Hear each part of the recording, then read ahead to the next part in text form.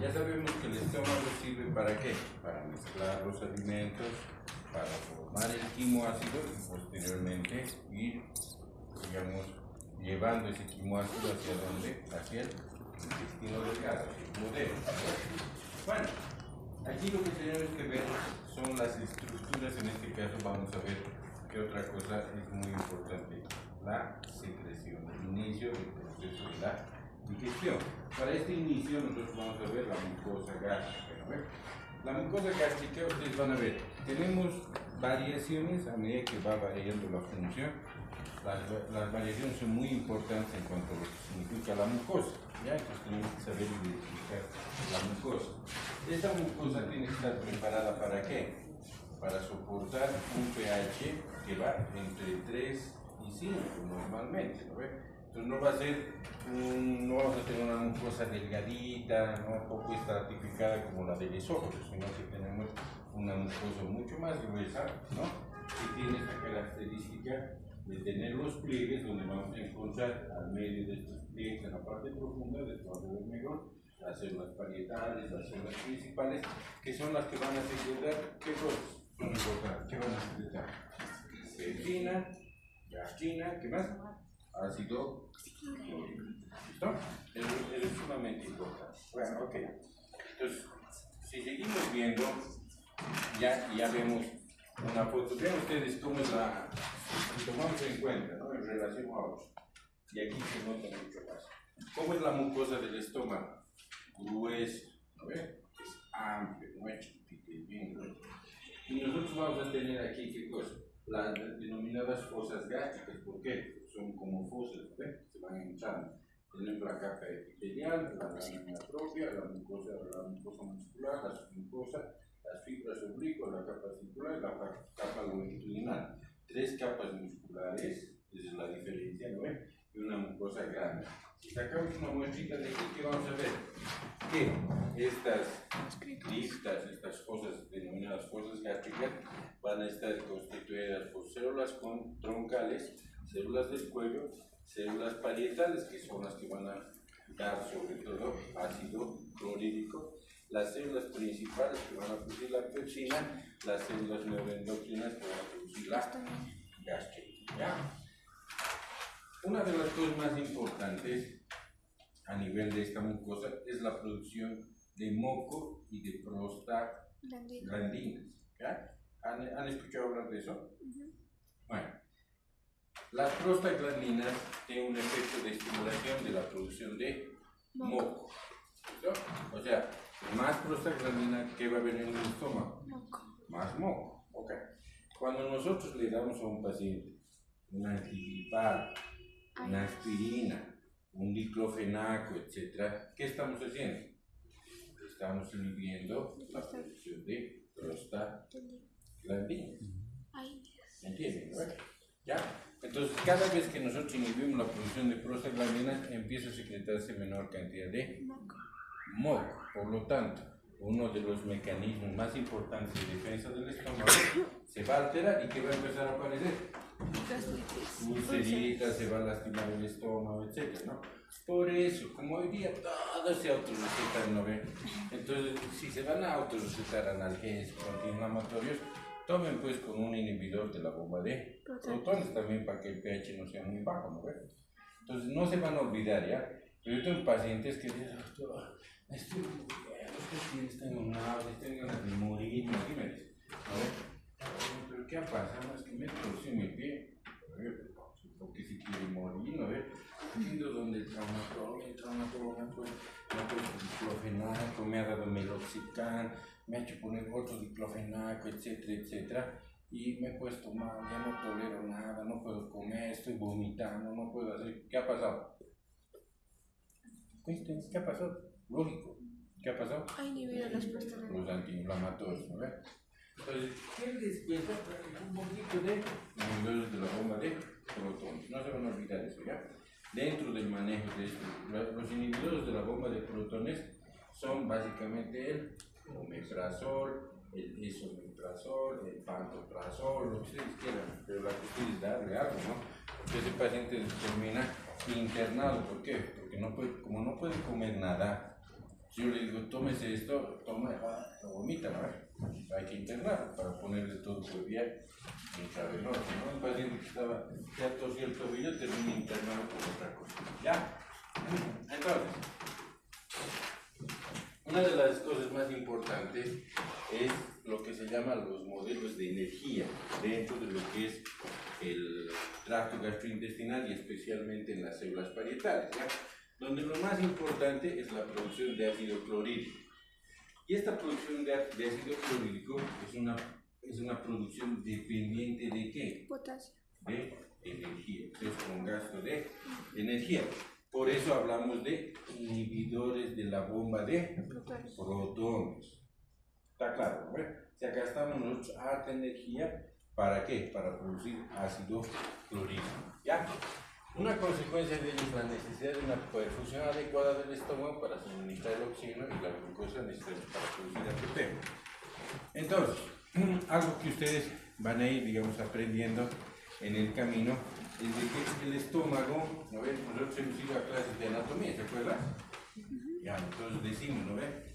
¿Cuál es la irrigación del estómago? ¿Se acuerdan? Tronco celíaco. Acuérdense, ¿qué? El tronco celíaco gástrica. El tronco celíaco, pero el tronco celíaco, ¿qué va a dar? La gástrica. Va a dar la esplénica, ¿qué más? La hepática y ¿cuál gástrica? La gástrica, ¿de cuál lado? Izquierda. De izquierda. ¿Y la derecha de dónde viene? De la hepática. De la hepática. Entonces, si nos vemos, cada parte del estómago tiene una alta irrigación. Por ejemplo, la parte superior recibe parte de irrigación de las diafragmáticas, ¿no? Todo el fondo del estómago, ¿no? Está irrigado y tiene conexión con ¿quién? Con el vaso a través de los vasos rectos, ¿no ven? Todo esto de aquí. Si seguimos viendo, hay una arcada que comunica todo el estómago de un lado a otro. Y no solamente eso, son las gastroduodenales que van a ir al píloro y todo, ¿no? Entonces, es harto. Entonces, ¿qué creen ustedes que pasaría si el estómago empieza a sangrar? Se puede morir, pues. Nunca se van a olvidar eso, ¿ya?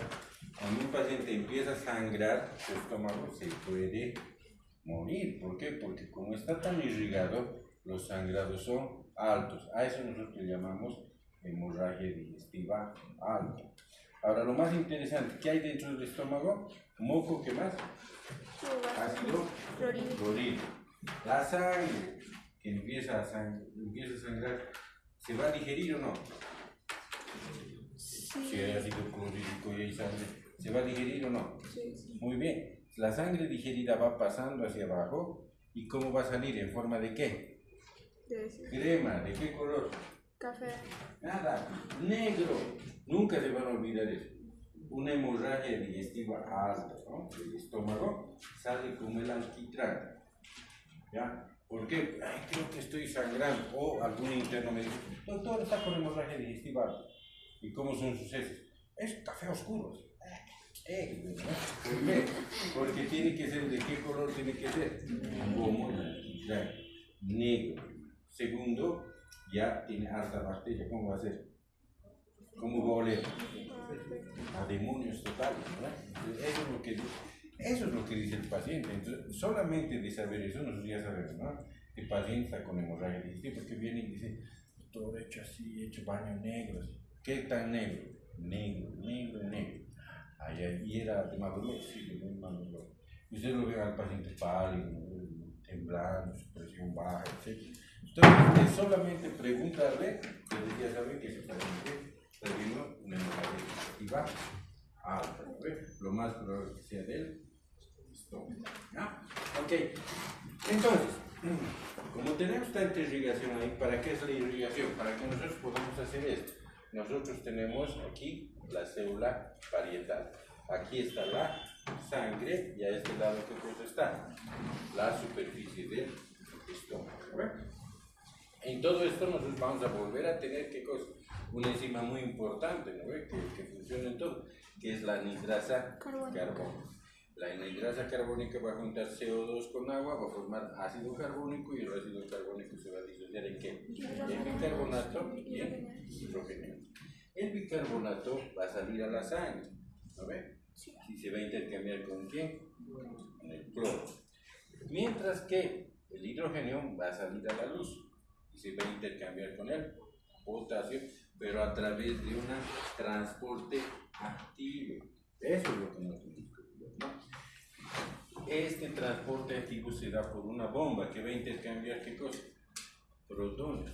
Por eso se llama bomba de protones. Ahora estamos cambiando hidrogenos con potasio. ¿Está claro? ¿Listo? Entonces, ¿qué es lo que vamos a tener? A medida que se va, que nosotros necesitamos, ¿cuándo necesitamos más ácido clorhídrico? Cuando comemos más. Cuando comemos, ¿verdad? Ahora que imagínense que ustedes comen algo bien rico. ¿Qué es lo último rico que han comido? Sal de mar. Ay, qué pedazo rico que es. Un chicharrón, una parrillada, digamos. Entonces, estamos empezando a comer proteínas. El organismo empieza a producir ¿qué cosa? Ácido clorhídrico en grandes cantidades, ¿no? Para deshacer eso. ¿Y qué está yendo hacia la sangre? Bicarbonato. A eso se le llama marea alcalina. Lo que mi doctora me dice, ya le dio mal de puerco. ¿Por qué? Comen harto y después ¿qué pasa? Sueño. Se duermen, ¿no? Igualito, ¿no? ¿Cuándo han comido ustedes así copiosamente tarde y cuando han comido? Se echan. ¿No? ¿Por qué? Por la marea alcalina. Estamos alcalinizando el medio. ¿Listo?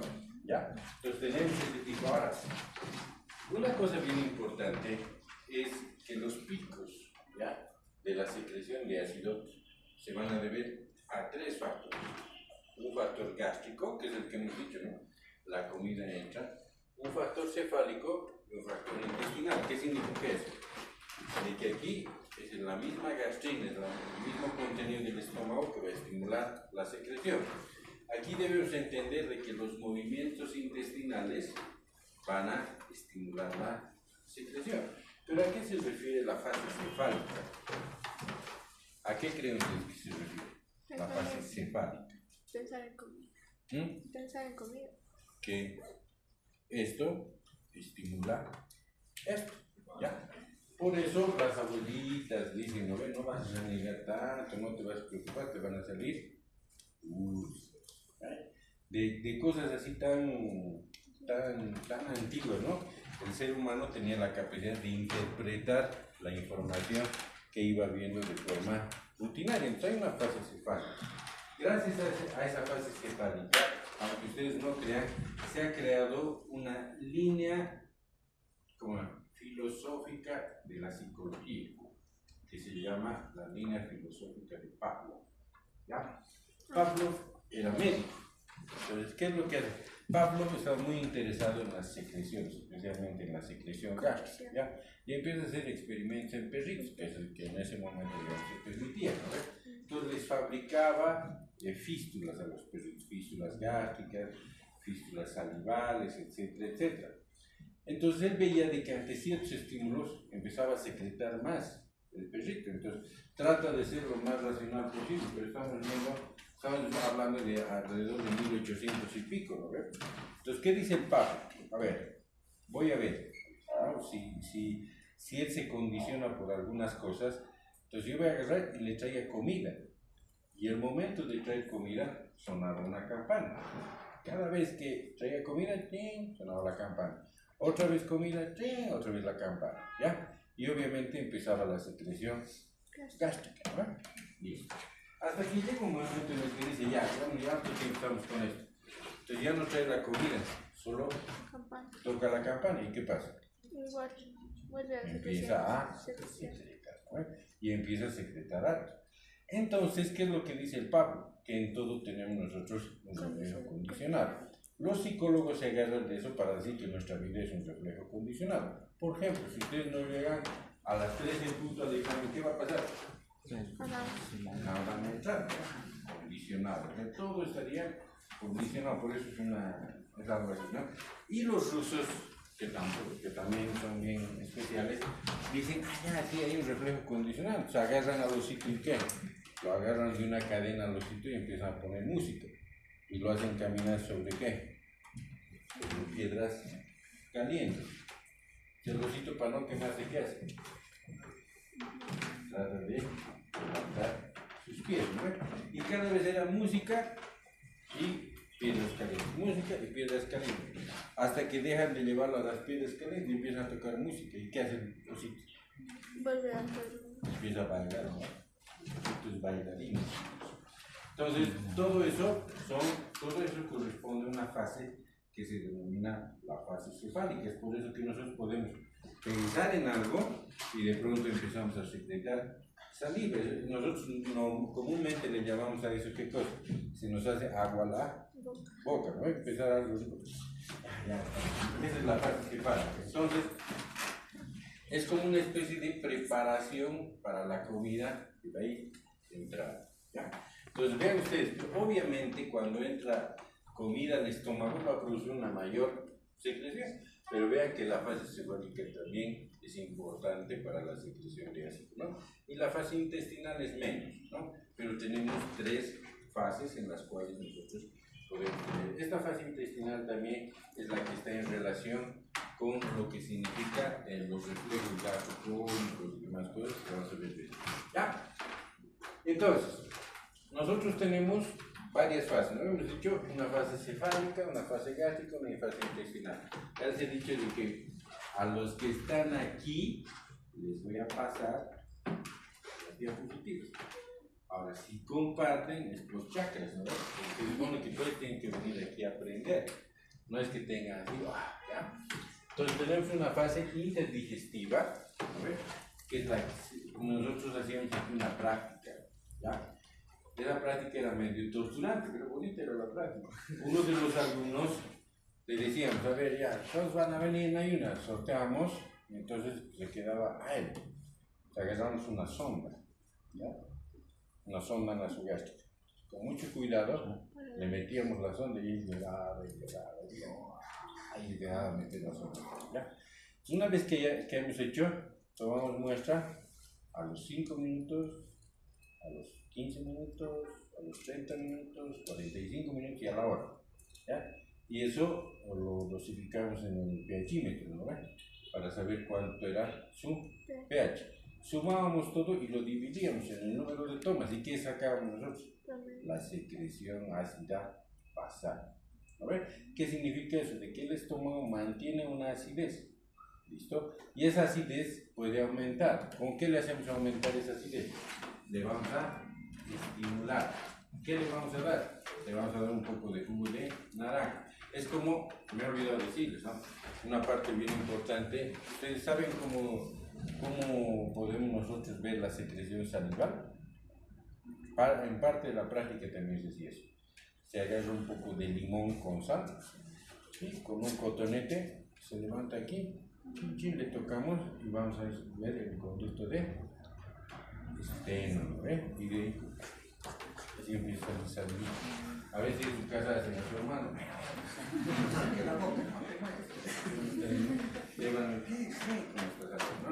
Es lo mismo, le damos una comida o le damos limoncito o algo y estimulamos. Entonces el paciente empieza a secretar. Volvemos a tomar una muestra y medimos el pH y vemos cómo el pH progresivamente va bajando.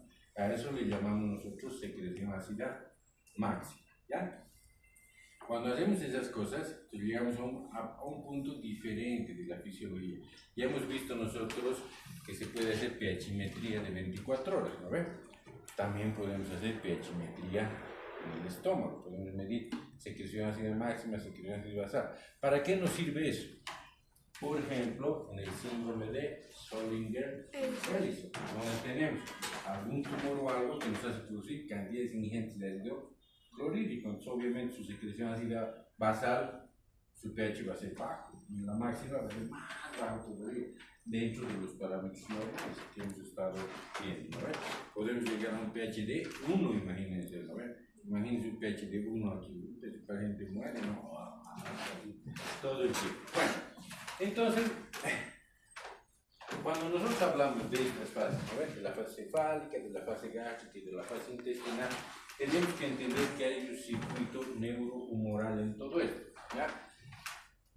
Lo primero es el estímulo del nervio vago. ¿Quién se acuerda cuál era ¿cómo se dice? La sucesión de nombres que se utilizaban para el vago. ¿Cómo sabemos qué inerva? Reducido. ¿Cuál es? Lingo. Lingo, faringo, laringo, facial. Cardio, nemo, gastro, entero, hepato, entonces el vago, si ustedes ven, es el dios del tracto gastrointestinal. ¿Y qué es lo que va a producir? La liberación de qué cosa?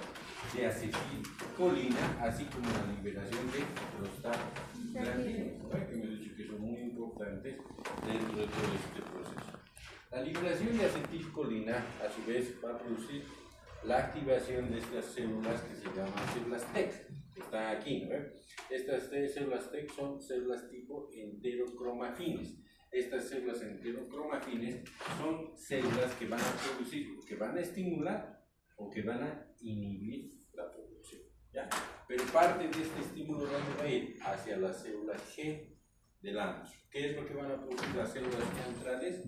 Van a producir gastrina, ¿eh? Y la gastrina va a estimular ¿qué cosa? A las células parietales para producir ácido clorhídrico. Tenemos la estimulación también de las células D. ¿Qué van a producir las células D? Secretina, glucagón, van a péptido inhibidor gástrico, péptido intestinal, vasoactivo. ¿Qué es lo que van a producir esto? Van a producir somatostatina. Ahora, para nosotros, no les digo a ustedes, para los cirujanos es bien importante todo esto. ¿Por qué?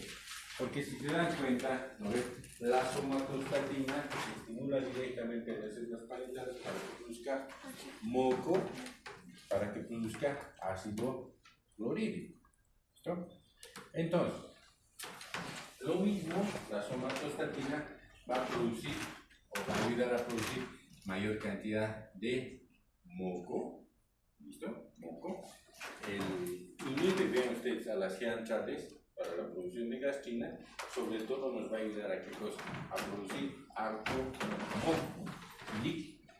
¿Y va a ayudar a qué? A que se empiecen a secretar hormonas contra la gastrina. ¿Cuáles son esas?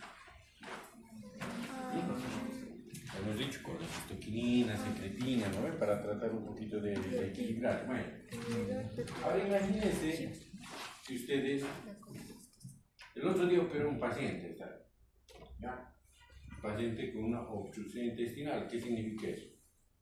Que no pasa hacia abajo, ¿verdad? Le habían operado de varias cosas. Entonces, todo su intestino estaba trancado. ¿Qué hace uno cuando no puede botar gas, no puede entrar al baño, ¿no? ¿Qué come? Fibra. ¿Nada? ¿O come? No hay. Todos se meten a la boca para poder entrar al baño, todo. No se imaginan las cosas que se encuentran. Se van a meter arroz, se van a meter frutas, ¿no? Pues hasta que llega un momento en que está tan distendido este paciente que de pronto estalla. ¿Y qué va a salir? ¿Cómo? Toda la comida. Nos sacamos y sigue saliendo comida, sigue saliendo comida. ¿No? Es terrible.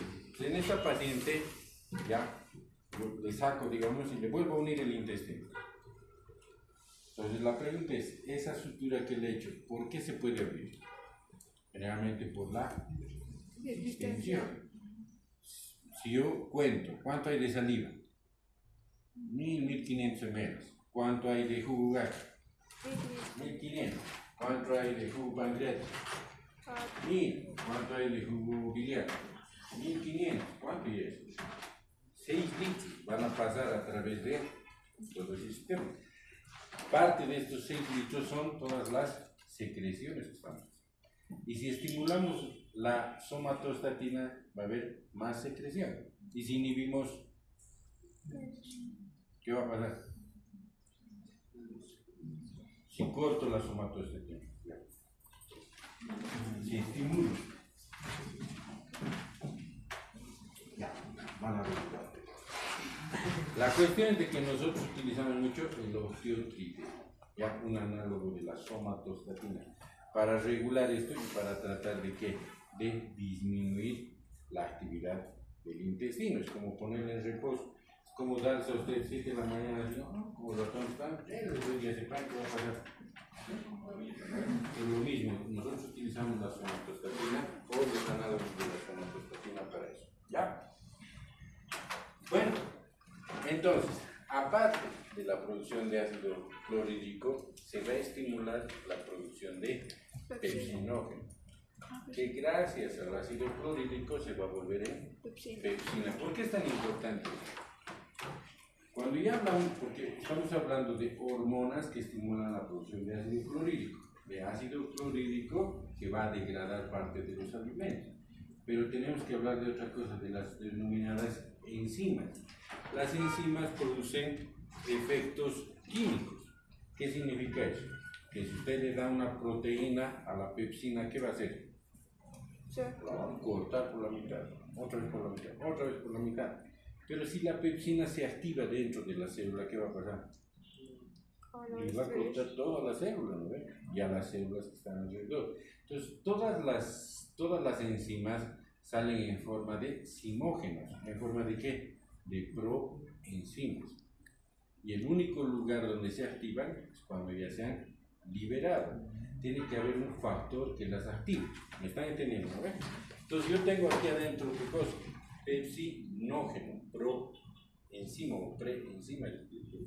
Sale el pepsinógeno y solamente ante la presencia del ácido clorhídrico se va a activar en forma de pepsina. Y la pepsina, ¿qué va a hacer? A las proteínas ingeridas las va a volver péptidos cortos. En toda la actividad enzimática del tracto digestivo siempre vamos a ver eso. Cada vez que se altera eso, ¿qué vamos a tener? Enfermedad.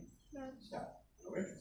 Por ejemplo, si yo ya les digo, ¿no? Empiezo a tomar antiinflamatorios no esteroideos, como me duele, están tomando, entonces se va a empezar a dejar de secretar el moco. ¿Listo? El ácido clorhídrico ya no va a salir, sino que es capaz de entrar, va a empezar a producir ¿qué cosa? Activación aquí adentro. Y de pronto vamos a tener ¿qué cosa? Úlceras. ¿Tenemos una idea de lo que son las úlceras? No, pero voy a intentar mostrar para que tengan una idea del margen. ¿No? ¿Ya? Entonces vean ustedes cómo esto está diferente cuando hablamos nosotros de las células que van más abajo. Las células que van más abajo tienen las famosas células del vivente en cepillo. Porque el objetivo principal ya más abajo, ¿cuál va a ser? Absorción. Entonces seguimos ahorita en el proceso de digestión. ¿Ya? Entonces, para el proceso de digestión nosotros vamos a entrar a otra estructura, ¿no? Porque ya no estamos formando el timoácido y todo, y vamos a entrar a qué cosa? A esta estructura muy especial, ¿ya? Que da problemas a todos, especialmente a los cirujanos. Es el temor de los cirujanos. ¿Por qué? Porque es el centro donde se concentran todas las secreciones. Imagínense un balazo ahí. Muerte total, ¿no? Cualquier cosa. Una puñalada ahí. Yo soy cirujano de emergencia, ¿no? Un sufrimiento total. Con él dice de que la experiencia, lastimosamente, es la suma de todos los errores que uno ha tenido, ¿no? ¿Por qué? Porque a medida que uno ha ido avanzando en la vida, ha cometido errores que no los va a volver a cometer, pero eso se transforma en experiencia. No se olviden que ustedes vienen a la facultad de medicina, vienen a estudiar. ¿Por qué? Porque cada uno de los médicos, técnicamente o teóricamente, debería darles parte de su experiencia para que evitemos nosotros cometer errores a futuro, ¿ya? Considero que es una de las lesiones más complejas. ¿Por qué? Porque va a llegar la secreción biliar, va a llegar la secreción pancreática. Y no se olviden que en la secreción pancreática, especialmente en el jugo gástrico, ¿qué van a llegar? Altas enzimas proteolíticas, lipolíticas, etcétera, etcétera, etcétera, que van a producir mayor lesión. Por ejemplo, nosotros tenemos ostomías. ¿Saben lo que es una ostomía? Es sacar afuera algo, ¿ya? Por ejemplo, una colostomía. ¿Qué estoy sacando? El colon. El colon. Una yeyunostomía. ¿Qué estoy sacando? El yeyuno. Una duodenostomía. ¿Qué estoy sacando? Así no funciona. Cuando nosotros les hacemos, especialmente las iliostomías, sería sacar el ilio, ¿no? Las hacemos bien bajas, ¿qué va a salir? Todos estos productos. Y si el paciente no se cuida, ¿qué va a pasar? Se empieza a quemar a quemar, toda la piel aquí se quema. Ya, es bien difícil cuidar sus pacientes, especialmente hay pacientes. Imagínense ustedes qué harían si parte de su intestino está saliendo por aquí. No, por Dios, ¿no ve? Hay que tener resiliencia, hay que tener ganas de vivir. Hay algunos pacientes que no quieren, prefieren morir a tener una ostomía. No, yo prefiero morir. Y cuando se le hace la ostomía después de haberle dicho todo de la Biblia, todo lo que entonces el paciente ve su ostomía y no quiere tocar. La deja así y empieza a quemar, y empieza a hacer, ¿no? Por eso, digamos, en la parte quirúrgica, los que rotan, los internos que rotan en la parte quirúrgica, no tienen que renegar cuando ven un paciente así, ¿no? La mayoría renega y lo deja así, no quiere que se le cambie, no quiere que se le toque, sí le duele, está consumiendo, está digiriendo la piel, ¿no? Obvio que le va a doler. Nosotros tenemos que tratar de enfocar, por eso cuando viene todo esto, ¿no? Enfocar bien, enseñar al paciente de que no, vamos a tratar de ayudar, qué cosa, cómo está más cómodo, cómo se siente mejor y nosotros le vamos a ayudar a curarse sus lesiones, le vamos a enseñar precisamente para que no se lesione, ¿ya? La mayor parte de los médicos residentes, internos, todo, cuando ven un paciente con un abdomen así, ¿no? Ostomizado, o peor es cuando está descontrolado, ha hecho una fístula, ¿no? Cuando se unido el intestino en este momento por X o Z razón se ha abierto y empieza a salir por la herida, empieza a salir por todo lado, pues son peor todavía los pacientes, ¿no? Hay que tratamos de resolverlo lo más rápido posible, a veces se puede, a veces no se puede. Una de las causas aquí más complicadas de fístulas es la tuberculosis, ¿no? Tenemos harta tuberculosis. Y la tuberculosis produce obstrucción intestinal severa, que a veces nosotros tenemos que entrar. Entramos, así no habíamos hecho mucho el intestino, por la tuberculosis se fistuliza. Y las fístulas, imagínense, por todos lados, está como un vaso perforado por todos lados. ¿Ya? Bueno, pero ¿qué es lo que tenemos? En las secreciones duodenales se derivan de dos fuentes principales. Uno son los jugos biliares que vienen del hígado y atraviesan una serie de conductos, ¿no? Que son muy importantes.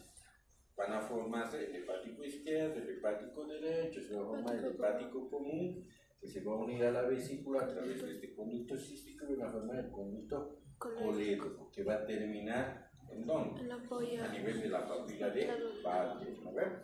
Importante, importantísimo es esto, el conducto pancreático, que puede terminar de esta forma, ¿no ven?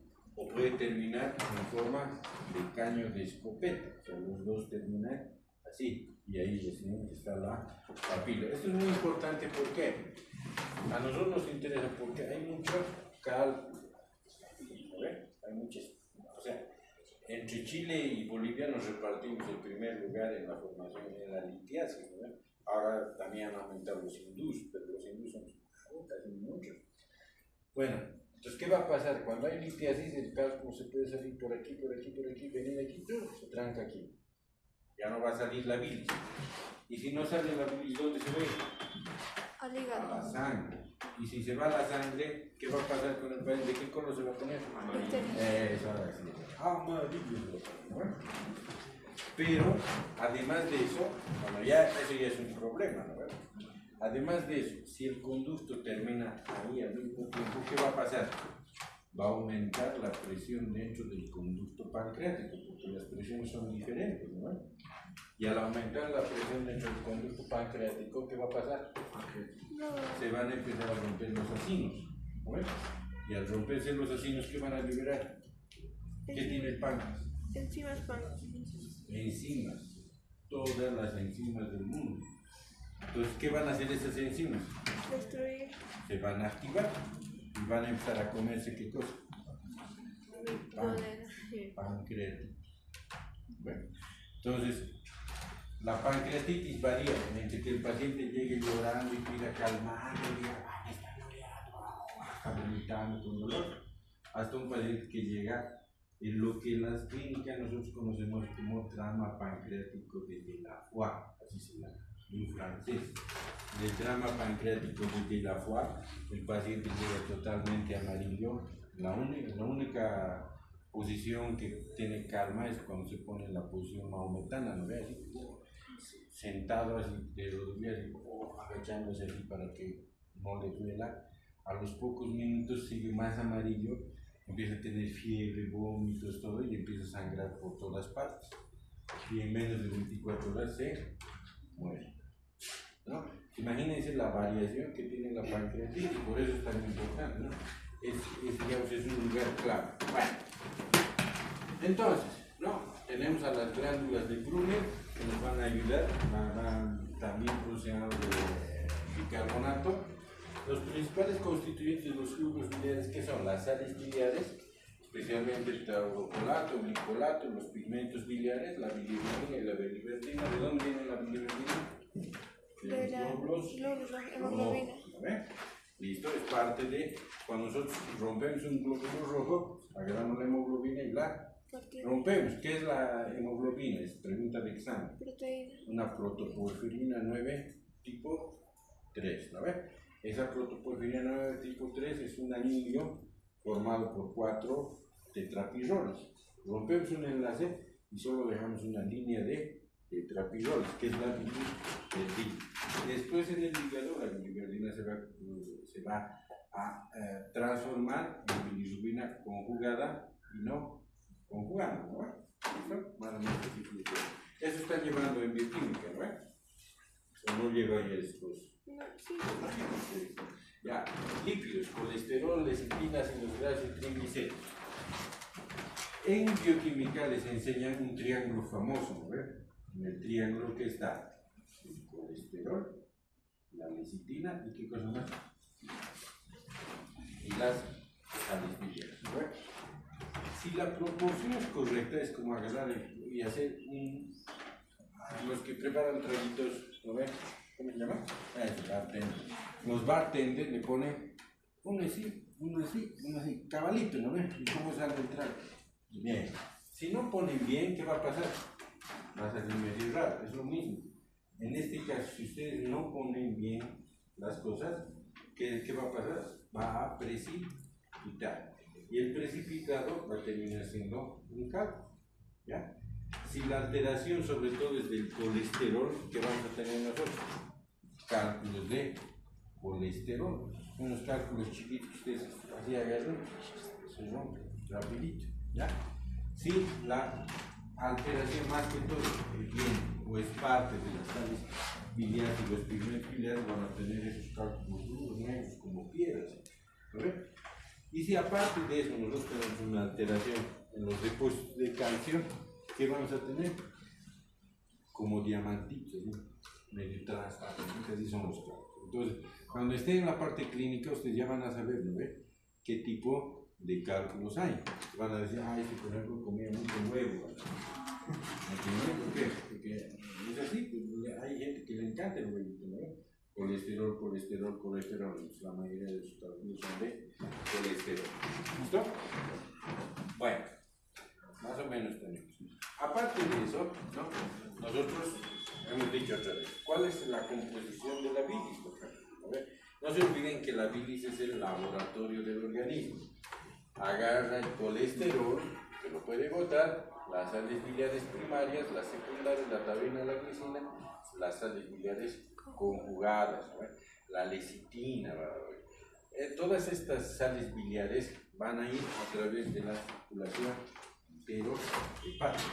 ¿Se acuerdan? ¿No? Están llevando eso tanto que estudian parásito, ya deben saber circulación enterohepática, ¿no? Parásito, eso no más les escucho hablar. Parásito, ya. Entonces, ¿qué dice la circulación enterohepática? ¿Cómo funciona? Se absorbe en el intestino, va a través de qué? Del sistema porta, llega al hígado, se metaboliza y va a salir a través de qué? De los canalículos biliares. Entonces, cuando nosotros hablamos de la bilis, ¿de qué color es la caquita? Café amarillo. Café. Ese color está dado por la bilis. Si no hay bilis, ¿de qué color va a ser la caquita? Blanca. Blanca. ¿Sí? Como tiza. Acolia. Ahí van a saber de qué algo ha pasado, no está saliendo bilis. Entonces, Se reabsorbe y además, ¿a qué le va a dar el color? No solo a las heces, sino a la orina. ¿Ve? La orina y las heces tienen ese color gracias a qué? A todo este círculo enterohepático. Cada vez que se altera, por alguna razón, lo primero que nos vamos a fijar es que si el paciente está amarillo, si su pechita está blanca o no está blanca, de qué color está, y la orina, de qué color está. Eso nos va a dar una idea más o menos de qué es lo que está pasando con este paciente. ¿Ya? Bueno, aquí le estoy dejando parte de información. ¿Ya? Y entramos a qué? A esta parte. ¿No? Esta parte es la parte importante porque estamos hablando, por ejemplo, del páncreas, ¿no? Arriba hemos visto que a nivel de la boca comienza el periodo o el proceso de la digestión. Y en este proceso de la digestión, lo más importante es la amilasa salival, ¿no? Que es una enzima que va a empezar a digerir ¿qué cosa? Los hidratos de carbono. ¿Ya? Pero a medida que vamos bajando, vamos a encontrar la pepsina que va a degradar ¿qué cosa? Las proteínas. Y más abajo ya vamos a ver nosotros la secreción pancreática. Esto, la secreción pancreática, básicamente, aquí la clave del éxito es el tripsinógeno. Esto, una proenzima. Este tripsinógeno se convierte en tripsina. La tripsina ya vendría a ser ¿qué cosa? La enzima, la clave del éxito. Solamente se va a activar ante la presencia de la enteropeptidasa. ¿Y dónde está la enteropeptidasa? Está en el ribete, en el cepillo de las células del duodeno, del intestino. Entonces, teóricamente, mientras no entra células intestinales dentro del conducto pancreático, estas enzimas solo se activarían ¿dónde? En el duodeno. Ahí se activa. Bien. La clave del éxito del tripsinógeno y de la tripsina es de que la tripsina es la que va a activar el resto de las enzimas. ¿Listo? Entonces va a activar el quimiotripsinógeno como quimiotripsina, la proelastasa como elastasa, la procarboxipeptidasa como carboxipeptidasa. Y estas a su vez, tanto la tripsina, la quimiotripsina, la elastasa, la carboxipeptidasa, ¿qué va a hacer? Va a empezar a degradar las proteínas. E incluso las va a degradar tanto que va a empezar a liberar ¿qué cosa? Aminoácidos. Por ejemplo, ¿qué aminoácidos se liberan con la acción de la tripsina? Arginina, lisina. En la quimiotripsina tenemos elastasa. Ya. Entonces, con eso, ¿qué estamos queriendo decir? Que si ustedes están agarrados y de pronto estaban comiendo, ¿no? Rapidito, se van a traer un pedazo de carne, ¿qué va a pasar con esa carne? Si tenemos, además de, imagínense la elastasa, ¿qué es lo que va a degradar? Igual, el tejido fibroconectivo, ¿no? ¿Qué va a pasar con esa carne? Se va a volver todo líquido, ¿no? Se va a lograr degradar, ¿ya? Entonces, existen dos factores dentro del páncreas. Uno se llama el factor de Cummings y otro se llama el factor de Casal. ¿Qué hacen qué cosa? Inhiben la transformación de tripsinógeno en tripsina, tanto a nivel intracelular como a nivel extracelular. Por lo tanto, se supone que estamos protegidos de que las enzimas se activen dentro del páncreas. ¿No ven? Solamente se van a activar las enzimas ¿cuándo? Cuando el páncreas se lesiona. Por ejemplo, si vienen, yo qué sé, es la patada del arquero, no me acuerdo cómo le llamaban, ¿no? Cuando el jugador está entrando aquí, y el arquero es así, y le mete aquí la patada. ¿Qué va a pasar con el páncreas? Porque el golpe directo al páncreas. No se olviden que el páncreas es retroperitoneal y está pegado a qué cosa, a la columna. O cuando los chiquitos están yendo en bicicleta rápido y de pronto, por esquivarse de eso, se van adelante y se meten el volante aquí. ¿Qué pasa con el páncreas? Se puede partir por la mitad, y puede dar una pancreatitis traumática, que es otra cosa, que es muy difícil de tratar. ¿Ya? ¿Saben cómo se llama este auditorio? El piso de fisiología. ¿Saben el nombre de quién es? El doctor Ponce, lastimosamente, estaba pasando por aquí. Estaba haciendo esa plasillita, no sé qué, no ha visto. No se ha metido y el pobre se ha metido. Pancreatitis traumática, pero 10 veces, va a fallecer. Uno de los mejores docentes de fisiología que hay. Entonces, hay pancreatitis traumática. ¿Ya? ¿Por qué? Por la activación de todo este proceso. Imagínense, todo esto comienza a activarse dentro del cuerpo. Por eso las pancreatitis son graves. ¿Ya? Tenemos aparte de eso, ¿qué cosa? Tenemos aquí los polisacáridos. Aquí, ¿quién va a actuar? La amilasa pancreática.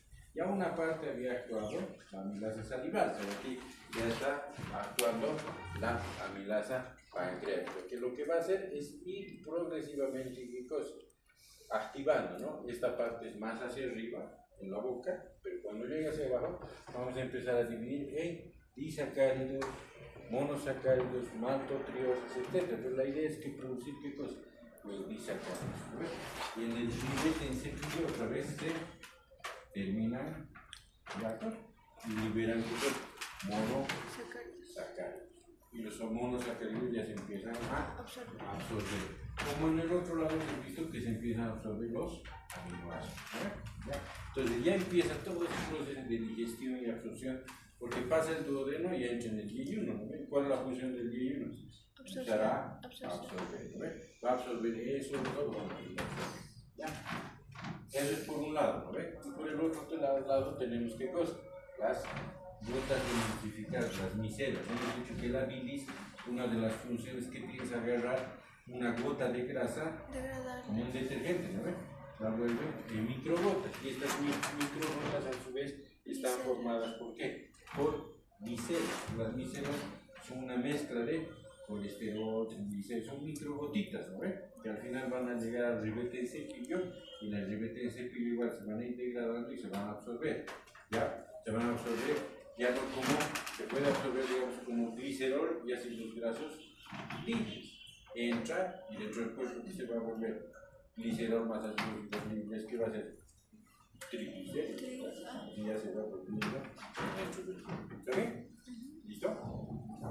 ¿Ya? Y esta es la forma en la que progresivamente, en este caso ya, la lipasa pancreática va a ir degradando, ¿no? Tenemos a la lipasa pancreática, tenemos a la fosfolipasa A2 y a la lisofosfolipasa, que son parte de las enzimas pancreáticas. Entonces, las enzimas pancreáticas van a degradar absolutamente todo. Si queremos degradar el ADN, ¿cómo se llamará la enzima? Desoxirribonucleasa.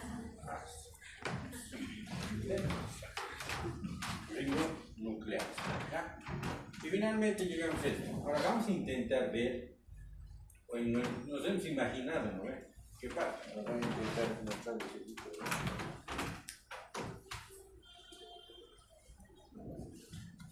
Vamos a ir viendo, ¿ya? En realidad, digamos,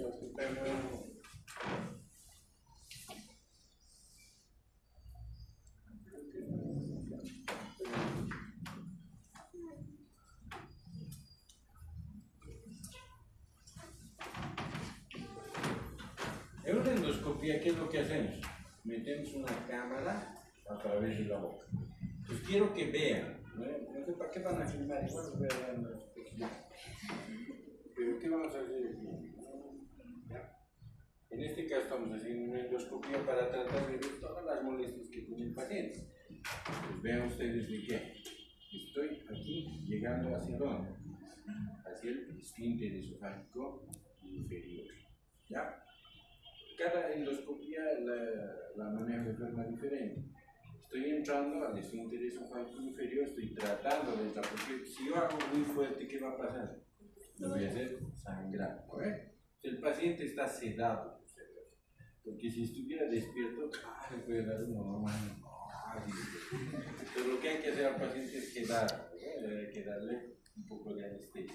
Esperamos que sea el esfínter esofágico inferior. ¿Cómo vamos a intentar a que se abra? Un poquito de aire le vamos a meter y lo vamos a estimular. Dependiendo, por ejemplo, usted traga, ¿con quién traga? No? Así, en el paciente, si bien está dormido, pero tiene todavía sus reflejos, hay que hay que ir estimulando ya poquito. ¿Ya? En este paciente, hay pacientes en los que depende de la patología que encontremos. Es más fácil de entrar o es más difícil entrar. ¿Ya? Vamos a ver.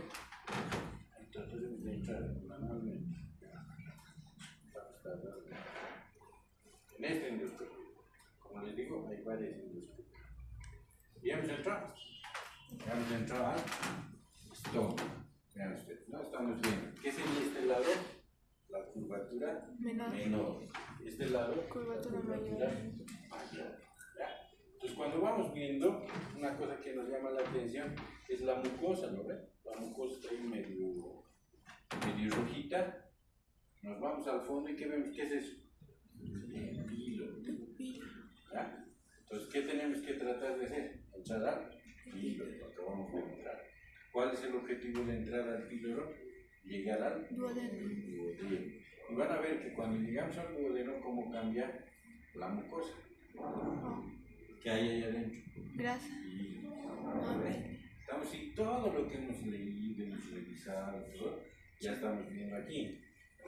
Estamos pasando, estamos viendo, retrocedemos, vemos así, cómo sale la bilis, estamos en el duodeno ahorita, ¿no? Vamos a salir un poquito más, es el píloro. Una vez que ya hemos visto el píloro, la mucosa que tiene algunas cosas, nos damos la vuelta y vemos qué cosa. La curvatura menor. Nos vamos hacia arriba, ¿qué es lo que estamos viendo? ¿Por qué no podíamos entrar en esta paciente? Es lo que les mostré el otro día, en la hernia yatal gigante. Apenas hemos entrado, esa parte que estamos viendo aquí, está aquí arriba en el pecho, está delante del corazón, ¿verdad? Por eso no podíamos entrar, era medio raro, no se veía bien. Es una paciente que tengo una cirugía, creo, la verdad tiene una cirugía, ¿no? Pero, digamos, en la cirugía podríamos ver mejor cómo hemos hecho. A ver si podemos ver algo de eso, ¿ya? Entonces, en este caso, si bien la paciente tiene un poco de gastritis, todo eso, ¿cuál es su peor molestia? Es esto, ¿no? La hernia yatal. ¿Ya? Eso es lo que hemos visto en esta paciente. Veremos en esta paciente. ¿Es el doctor Bravo? Sí, tiene cara de doctor Bravo. Otra vez estamos, ¿no? Vamos a entrar. ¿Dónde estamos? En el esófago. Sí, creo que lo estoy viendo. En el esófago, ¿qué vamos a ver? Si ven, bueno, estamos pasando rápido, pero hay que ver las curvaturas. Eso de ahí, ¿qué va a ser? El esfínter esofágico inferior. Cuando nos acercamos, vemos aquí cómo ya va cambiando la mucosa. Eso nosotros le llamamos línea Z, de la intersección de la mucosa. ¿Qué vemos ahí adentro? ¿La bilis es normal en el estómago? No, ven, ya sabemos, no tiene reflujo biliar, tiene alguna alteración, ya por eso le está molestando. Vamos entrando otra vez, estamos ahorita en el cuerpo del estómago, vamos entrando, y aquí vamos a ver unas líneas rojitas, ¿notan? Les voy a mostrar. Despacito hay que entrar para no perderse de nada. Entonces tenemos algunos pequeños residuos de comida que yo creo que es más por el reflujo. Ya, trato de ver. Si ustedes ven aquí hay una intersección, hay una porción que es más blanca, no sé si me permite ver, pero vean. Y tenemos algunas líneas rojitas como si hubiéramos pasado por ahí, cuando no hemos pasado. A ver, llegamos otra vez al píloro. Entonces, cuando llegamos al píloro, vemos como el píloro se cierra. ¿En qué proceso está en eso? Está contrayéndose, ¿ves? Ahora recién se está relajando. En el momento en el que se relaja, tenemos que aprovechar para entrar. Estamos viendo la funcionalidad del píloro. Si ese píloro está funcionando bien o está funcionando mal. Bueno, hay píloros, digamos que le llamamos complaciente, pasa más rápido el endoscopio. Y hay píloros en los que es más difícil pasar. ¿Ya? Una vez que hayamos pasado, otra vez llegamos al duodeno, vemos que la mucosa es completamente diferente. hay una diferencia notable. Ahí sí vamos a encontrar bilis, no hay problema. Lo raro en este paciente es encontrar bilis en un lugar donde no. Nos damos la vuelta, ya vemos todo, estos son los pliegues del estómago, ven, la mucosa es gruesa, cortota, ¿ven? Y vamos a buscar a la parte de arriba. ¿Qué es lo que hemos visto? Lo que nos ha llamado más la atención, hemos visto bilis, ¿ven? Ven ustedes en el fondo del estómago cómo se ha acumulado la bilis. Este es el hiato. ¿Cómo está en relación al otro? Cerradito. Está bien cerradito. El otro, como era, en el caso de vamos viendo el estómago, las venas del fondo, si no tienen varices esofágicas o varices gástricas, etc. Terminamos con el estudio. Diagnóstico más o menos ha sido un reflujo duodeno.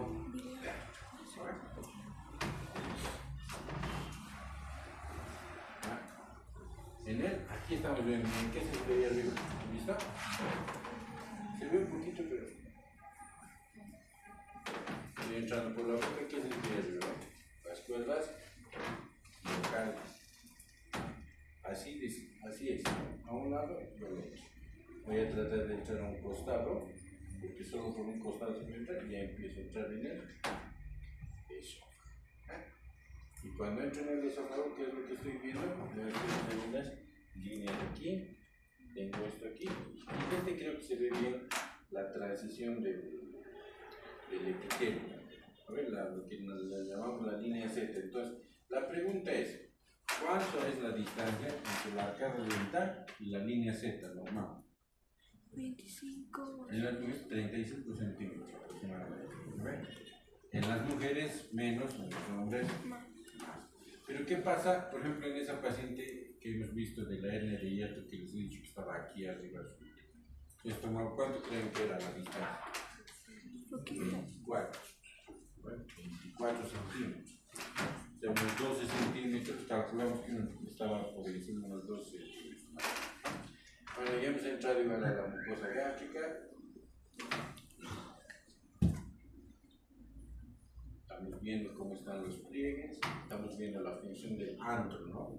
Cómo se abre y se cierra, se abre y se cierra. ¿Listo? Con cuidadito, siempre hacemos con cuidadito para los. ¿Y yo dónde tengo que entrar? Al pilo, ¿verdad? Estoy esperando que se abra. Dependiendo, vean ustedes, en este caso el pilón está aquí arriba. ¿Ven? Hay unos que están más rectitos. Entonces, cada persona es diferente. Eso es lo que lo hace difícil la medicina. Que ustedes dicen, ya, sí, que queremos, ¿no? Como si fuéramos máquinas. No es así. Cada persona siempre va a ser diferente, va a tener algo diferente, ¿ya? Entonces ustedes tienen que saber todo. Ahí está, ¿ven? Ahí arriba estamos, ¿ven? Hay que acomodarse para tratar de entrar hacia arriba, hay que doblar el endoscopio. No se olviden que el endoscopio es un equipo flexible, ¿no? Que lo podemos mover de un lado a otro. Si fuera recto, más difícil. Antes había solamente rectos, imagínense cómo había que ponerlo al paciente para meter el endoscopio. Había que echarlo con su cabeza hacia abajo, calcular y como tragas hambre, ¿no? Era diferente. Y eso se hacía más antes, ¿no? Ahora tenemos este tipo de equipos que nos permiten, ¿qué cosa? Como son flexibles, entrar. Y hay unos equipos en los que estamos tomando una biopsia, ¿verdad? En este caso, porque queremos saber qué es lo que pasa con la mucosa. Ahora, esa pinza, no se olviden, es así chiquitita, 3 milímetros, pero la cámara nos está ampliando. ¿Cuánto nos amplía aproximadamente? Unas 12 veces. ¿Ya? En la laparoscopía, en la cirugía laparoscópica, la cámara nos va a ampliar 16 veces. Entonces nosotros tenemos la capacidad de ver así, de frente, con esta muestrita, ¿ya? Es un paciente que tiene su gastritis por el linfoma. Vamos a ver esta más, se han muy pronto. Entonces aquí vamos a entrar, van a ver, ¿no? Se va a hacer la luz. Esos son los movimientos, pero aquí está, miren cómo está, se nota, ¿no? La diferencia, una cosa.